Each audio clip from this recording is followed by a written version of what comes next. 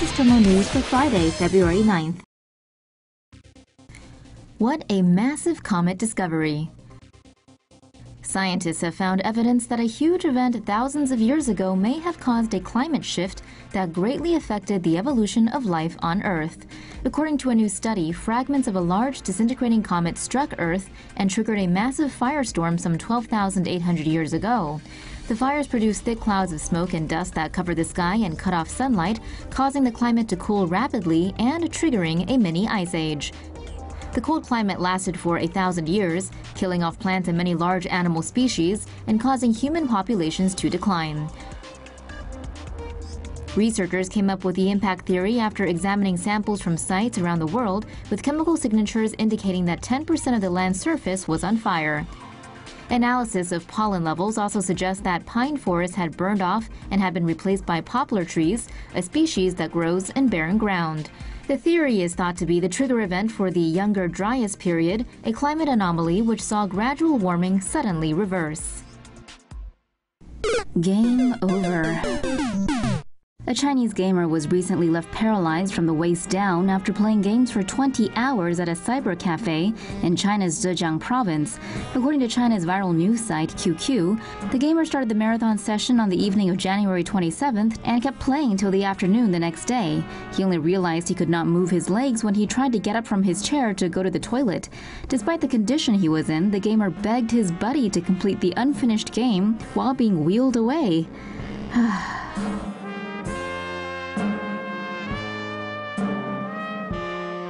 In a report conducted by South China Morning Post, China currently has about 565 million gamers, and in 2008, the country officially declared internet addiction a clinical disorder, which could result in addicts being confined to video game boot camps until they don't want to play anymore.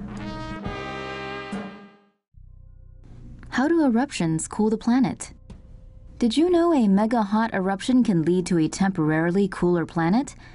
The New York Times reports NASA is developing plans to study how eruptions cool the planet. The plan involves sending high-altitude balloons into the air to observe a volcanic eruption event. When sulfur dioxide from an eruption mixes with airborne water vapor, the two create aerosols that reflect sunlight. In 1991, a volcanic eruption in the Philippines sent 20 million tons of sulfur dioxide into the planet's atmosphere. As a result, global temperatures cooled by 1 degree centigrade. China conducts anti-missile test. China's Ministry of Defense said this week that the country had conducted a successful test of a land-based anti-missile system. Missiles launched from land-based mid-course defense systems are designed to intercept incoming ICBMs or other projectiles over Earth. These are launched after the incoming projectile is tracked by satellite and radar systems.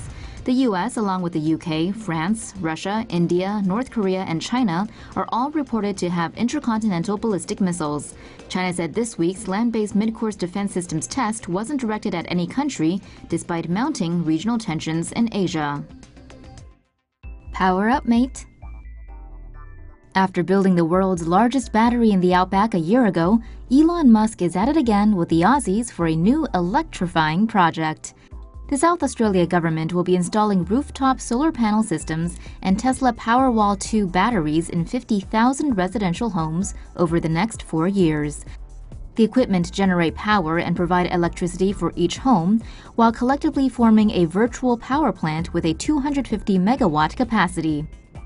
Any excess energy will feed into the main power grid to be used to supply electricity to other homes or during an emergency. Participants will still need to pay for any electricity they use, but will save 30% on their electric bill. Their homes will also be protected from blackouts. The first trial for the project is currently ongoing, with systems being installed at Housing Trust homes first before being offered to other South Australian households.